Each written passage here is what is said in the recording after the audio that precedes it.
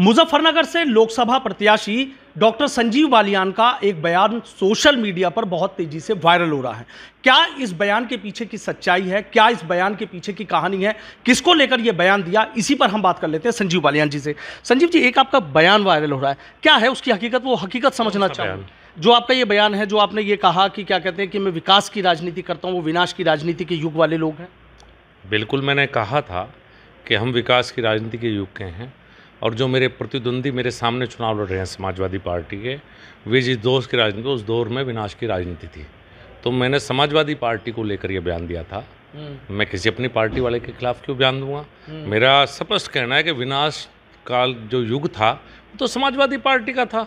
विकास का युग है भारतीय जनता, मेरा व्यक्तिगत युग नहीं हो सकता, मेरी पार्टी का युग है। भारतीय जनता पार्टी का विकास युग है 2014 के बाद मोदी जी के नेतृत्व में शुरू हुआ और 2012 से 17 उत्तर प्रदेश में विनाश का युग रहा। तो वो समाजवादी पार्टी से मैंने उनके लिए बात की, विनाश के युग के नेता हैं। कल हमने इस पर संगीत सोम से भी बयान लिया था उनका, और ये कहना है कि भाई ये मुझे लेके बयान दिया गया है। अब भाई मैं तो स्पष्ट कह रहा हूँ कि मैंने नहीं दिया। मैंने, आप पढ़ेंगे युग क्या है, युग का मतलब तो मैं अपनी पार्टी का युग थोड़ा बताऊंगा। भाई विकास युग संजीव बालियान का नहीं हो सकता, ये भारतीय जनता पार्टी का विकास युग है। और विनाश युग जो है वो समाजवादी पार्टी का विनाश और कांग्रेस का विनाश युग है। केंद्र में कांग्रेस और प्रदेश में समाजवादी पार्टी। युग तो पार्टियों का होता है, युग व्यक्ति का थोड़ा होता है। अच्छा, जिस तरीके से आपने एक बात और कही थी कि मैं व्यक्तिगत टिप्पणी नहीं करता हूँ, क्या लग रहा है फिर मतलब इस चुनाव में, मतलब कि हर तरफ से एक ही बात है कि संजीव बालियान को घेर लो बस। वो उनकी सोच है, उनकी इच्छा है। मैंने पहले ने कभी व्यक्तिगत टिप्पणी की उम्मीदवार के ऊपर नहीं कर रहा हूँ। मैं समाजवादी पार्टी और कांग्रेस के युग पर विनाश युग बता रहा हूँ। मैं किसी पर व्यक्तिगत टिप्पणी ना पहले की थी, ना आज करता हूँ, ना भविष्य में करूँगा। चुनाव का क्या लग रहा है आपको, मतलब कौन लोग हैं जो इस तरह की बात है कि भाई बयान था उसको इस तरीके से लोग ये कह रहे हैं कि भाई ये हो रहा, सोशल मीडिया पे भी वायरल हो रहा है, कुछ कहना चाहेंगे लोग? बिल्कुल कहना चाहूँगा। जिस तरह से इस बयान को जोड़ा गया, कट पेस्ट किया गया, कभी कोई पहले बयानों को बताता है 5-5 साल 7-7 साल बयान उठाता है कि संजीव बालियान ने उसे रिहाई बता दिया, बीच का काट देते हैं, बीच का काट देते हैं। एक अलग अलग वीडियो में आजकल कट पेस्ट चल रहा है, आर्टिफिशियल इंटेलिजेंस है। मैं आपसे बातचीत कर रहा हूँ, बीच की आप बात कट के पहले शब्दों को बाद में, बात को जोड़ दे। अरे भाई मैं क्यों किसी को रिहा बताऊँ, मैं सर्व समाज मुझे वोट देता है, सब मेरे साथ हैं, सब मेरे वो हैं। तो मैं कृपया जनता से निवेदन करूँगा कि जो सोशल मीडिया के माध्यम से आपके पास बयान आ रहे हैं, ये कट पेस्ट और ज़्यादा चलेगा। ये इस पर माननीय प्रधानमंत्री भी चिंता व्यक्त कर चुके हैं। सोशल मीडिया के इस तरह के बयानों पर कृपया कभी ध्यान न दें।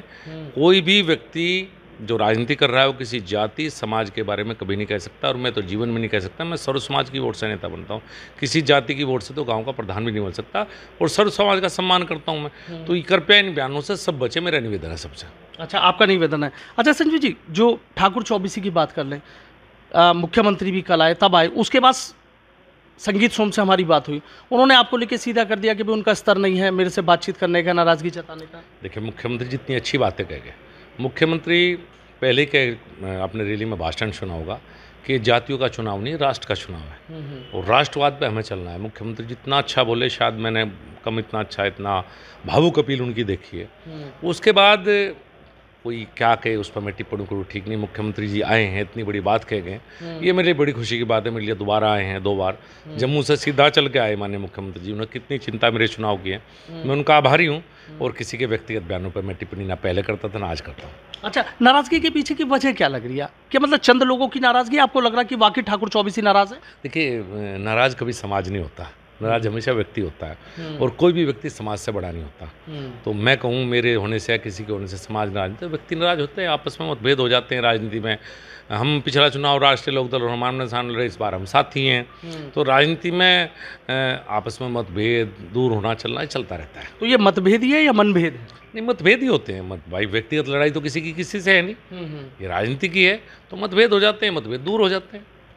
लेकिन अब मुख्यमंत्री के आने के बाद आपको लग रहा है कि चीज़ें बदल रही हैं? बिल्कुल निश्चित रूप से बदलेंगे। माननीय मुख्यमंत्री जिस तरह से इस चुनाव को लेकर चल रहे हैं, इधर 2 बार आ चुके, एक लोकसभा क्षेत्र में, दूसरी बार मुख्यमंत्री का ना एक समय और दे दिया उन्हें, 14 तारीख को चरथावाला ने। माननीय मुख्यमंत्री अगर 3 बार आ रहे हैं किसी एक लोकसभा क्षेत्र में, तो सोच सकते हैं कि उनकी कितनी चिंता इस क्षेत्र को लेकर है। मैं तो उनका बहुत आभारी हूँ कि इतना ध्यान मेरी कॉन्स्टिट्यूएंसी को उन्होंने दिया। संगीत सोम से अच्छा क्या बात है? ये सवाल मैंने उनसे भी पूछा था कि भाई आप उनके बयान मुझे प्रचार में नज़र नहीं आ रहे हैं, संजीव बालियान से आपको दिक्कत क्या है, क्यों आप उनसे नाराज़ हैं? तो आपसे भी यही सवाल मेरा है कि भाई आप मतलब क्या है नाराज़गी की दोनों के पीछे की?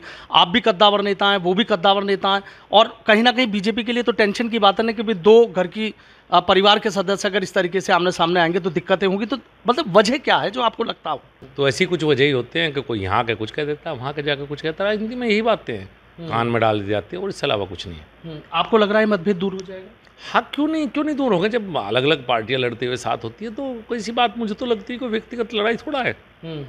अच्छा, अमित शाह जी का आना, उसके बाद मुख्यमंत्री योगी आदित्यनाथ का आना, और ये तमाम चीज़ें चलती रही, तो अब संजीव बालियान का चुनाव पहले की बात करें और अब की बात करें, कितना मजबूत मानते हैं और किससे मुकाबला मानते हैं? देखिए, ये तो नहीं मैं कह सकता किससे मुकाबला है, ये तो जनता तय करेगी कि मुकाबला किससे है। लेकिन मेरा ही नहीं, पूरे पश्चिम उत्तर प्रदेश में सारी सीटें भारतीय जनता पार्टी बहुत बड़े मार्जिन से जीतेगी।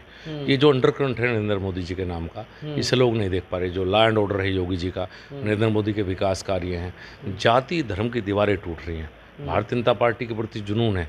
आप ये देखें ना कि मेरे क्षेत्र में मेरी प्रधानमंत्री आए, माननीय मुख्यमंत्री 2 बार आए, गृह मंत्री आए, कोई विपक्षी उम्मीदवार तो रैली करने की हैसियत में भी नहीं रहे। रैली भी नहीं कर पा रहे विपक्ष भी, आसपास कहीं भी देखो, ऐसे सब तो गलत है, लेकिन रैली नहीं कर पा रहे। अच्छा, 3 आपके बड़े काम जानना चाहूँगा मुजफ्फरनगर और वेस्ट यूपी के। मेरे अगर मेरी कॉन्स्टिट्यूंसी की बात करेंगे, रेलवे का दोहरीकरण, रेलवे का इलेक्ट्रिफिकेशन, सारे नए railway station, Panipat Khatima national highway 3,500 crore का, Meerut Karnal road national highway, ऐसे तो बहुत है। 3 आपने कहा, 3 तो ये बड़े मैं मानता हूँ। और वेस्टर्न यूपी के तो दिल्ली जाएंगे, एक्सप्रेसवे, RRTS, और मेरठ तो ऐसा बना दिया, आप पूछिए मत, चारों तरफ मेरठ के, देखे क्या मेरठ कितना बदल गया। तो एक्सप्रेसवे पे जिस तरीके से वाहन दौड़ रहे हैं, आपको लग रहा है कि कहीं कोई दिक्कत नहीं है, दौड़ते हुए दिल्ली की तरफ निकल जाएंगे? इतनी अच्छे एक्सप्रेसवे है भारतीय जनता पार्टी का कि दिल्ली तक जाने में कहीं ना स्पीड ब्रेकर है ना ब्रेक है, सीधा दिल्ली पहुंचेगी गाड़ी, आसानी से पहुंच जाएगी। 100% आसानी से। कितना आपको लग रहा है कि चुनाव बदला इतना मजबूत है कि भाई संजीव बालियान इतनी वोटों से जीत जाएंगे? मैं पहले कोई बात कहूँ वो अहंकार और वो चीज़ें गलत हो जाती है। हम बहुत बढ़िया मार्जिन से चुनाव जीतेंगे। एक आखिरी सवाल है मेरा कि आपके काफिले पर पथराव हुआ था, तमाम चीज़ें रही थी, लेकिन इतना बड़ा दिल कहाँ से लाया कि आपने सीधा कह दिया मैं कोई कार्रवाई नहीं चाहता? देखिए, वो इसलिए नहीं चाहता कि वो युवा थे, पथराव बहुत बड़ा था, बहुत लोगों को चोट आई, मुकदमा गंभीर धाराओं में दर्ज होना ही था। केंद्रीय मंत्री के काफिले पे लोगों को चोट है, 307 में मुकदमा था, जिस तरह की इंटरलॉकिंग टाइल्स थी, युवा साथी थे। ये मुकदमा लगने के बाद जेल जाते पूरी जिंदगी उनको चलता, और मेरा उनका कोई झगड़ा ही नहीं है, जैसे मैंने भी बताया। मेरा उनका कोई विवाद ही कभी नहीं हुआ। गाँव ने मुझे उस गाँव ने तो सांसद बनाया। चलो, हो सकता है किसी के बहकाव में आके, किसी के कहने से उन्हें कर दिया हो, तो अब वे खुद समझ जाएंगे इस बात को कि भाई उन्हें गलती की। जिन लोगों ने मुझे सांसद बनाया, अगर वो किसी बात से, किसी के बहकाव में नाराज़ होकर उन्हें हरकत कर दी, तो मैं समझता हूँ कि मुझे उन बच्चों का भविष्य खराब नहीं करना चाहिए था। उनमें से सुनना है कुछ लोग आ रहे हैं आपके पास, बातचीत की? हाँ, गाँव, सारा गाँव आया था, सारे गाँव ने कहा बुरा हुआ है, पूरा मड गाँव के सम्मानित लोग आए थे, बुजुर्ग सब।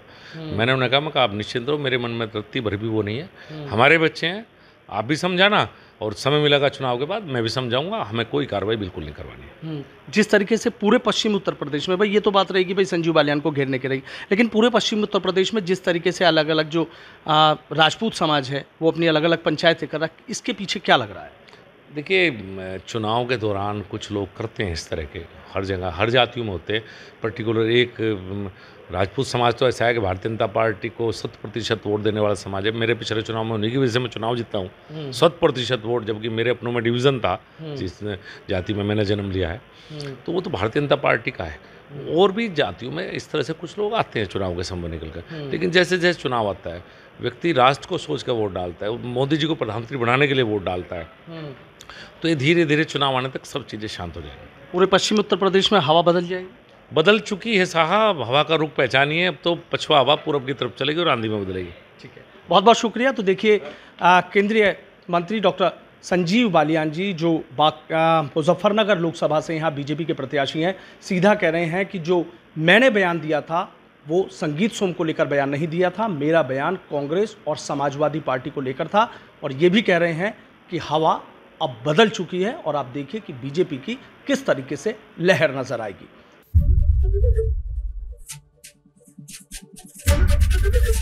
एबीपी गंगा, खबर आपकी, जुबान आपकी।